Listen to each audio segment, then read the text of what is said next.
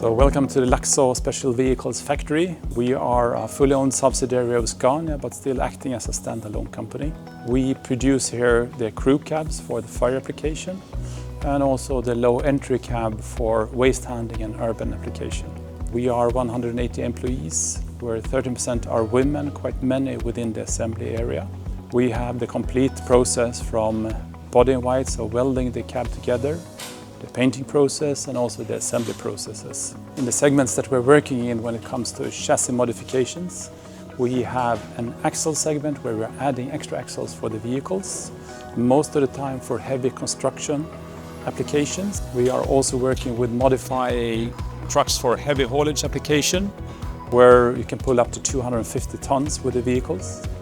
We are also active within the electrification area, where we are modifying the location of the batteries to make sure that it fits for the body build, and that will be done later. We have from this factory also been involved in preparing and finalizing the vehicles for the e-highway tests that have been performed in both Germany and in Sweden. And the electrification area is an area where we see in the future that we will have more work to do.